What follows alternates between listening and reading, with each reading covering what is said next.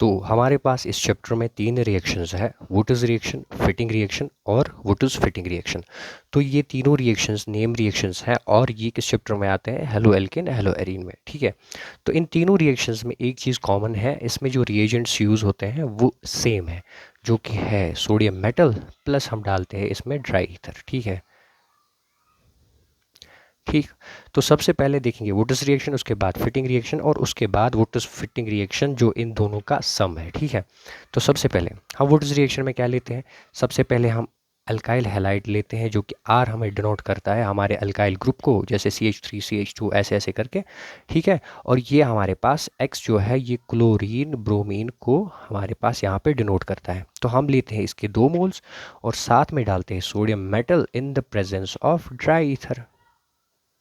ठीक है, तो प्रोडक्ट क्या बनता है, आर आर, मतलब हमारा जो एल्काइल यहाँ पे लिया था, लेट्स अज्यूम कि हमने CH3 लिया था, यहाँ पे CH3 मतलब हमने अगर मिथाइल लिया था यहाँ पे हमारा इथेन बन जाएगा। ठीक है, तो इसी तरीके से और साथ में निकलता है X2। और ये जो मैकेनिज्म है ये फ्री रेडिकल मैकेनिज्म है, मतलब अगर हमारे पास ये RX था तो इसको हमने सोडियम और ड्राई ईथर के साथ रिएक्ट करवाया, ये इसका इलेक्ट्रॉन वापस चला गया इधर, इसका हमारे पास R फ्री रेडिकल और दूसरा R फ्री रेडिकल, ये दोनों मिलके हमारे पास बनता है RR, मतलब हमारे पास जो कार्बन एटम्स थे मेन चेन में वो डबल हो चुके हैं यहाँ पे।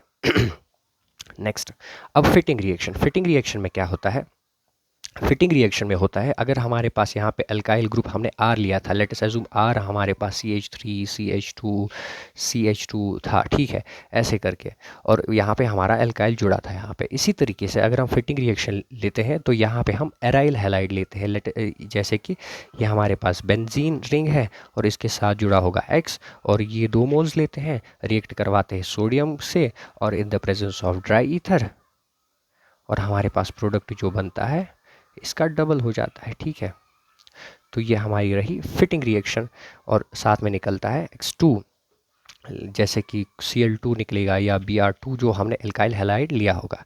इसी तरीके से वुटर्स फिटिंग रिएक्शन में क्या होता है, एक मॉलिक्यूल हम लेते हैं एराइल हैलाइड का, जैसे हमने ये लिया, और दूसरा मॉलिक्यूल हम लेते हैं अल्काइल हैलाइड का, और ये इनको रिएक्ट करवाते हैं सोडियम के साथ in the presence of dry ether, और हमारे पास प्रोडक्ट क्या बनता है, हमारे पास प्रोडक्ट ये बनता है। ठीक है, ये इसका X निकलेगा, इसका X निकलेगा, ये प्लस X2 बन जाएगा, और ये R इसके साथ जुड़ा दो और मिल जाएगा हमारे पास ये प्रोडक्ट। तो ये 3 नेम रिएक्शंस बहुत इंपॉर्टेंट है, इनको करिए आप, और आसान भी है। एक तो वुटर्स रिएक्शन है, वुटर्स फिटिंग रिएक्शन है, वुटर्स फिटिंग रिएक्शन है, इसको याद कर लो, इसको याद कर लो, इन दोनों का सम हमारा ये आता है, क्योंकि हमने यहाँ पे RX लिया था, 2 मोल्स लिए थे, और इनको सोडियम और ड्राई ईथर के साथ रिएक्ट करवा के हमारे पास RR बन गया। इसी तरीके से हमने जब ये लिया था, अराइल हैलाइड लिया था, तो 2 मॉलिक्यूल्स लिए थे, इसको सोडियम के साथ ड्राई ईथर की प्रेजेंस में रिएक्ट करवाते तो यहाँ पे ये प्रोडक्ट बन गया। इसी तरीके से हमने जब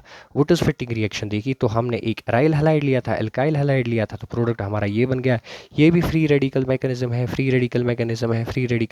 है, जैसे कि हमारे पास यहाँ पे ऐसा था, ये बेंजीन रिंग थी, इसके साथ X था, और ये थी X था, ये इसका इलेक्ट्रॉन एक वापस, इसका वापस, इसका वापस, इसका वापस, और ये बन गया हमारे पास ये।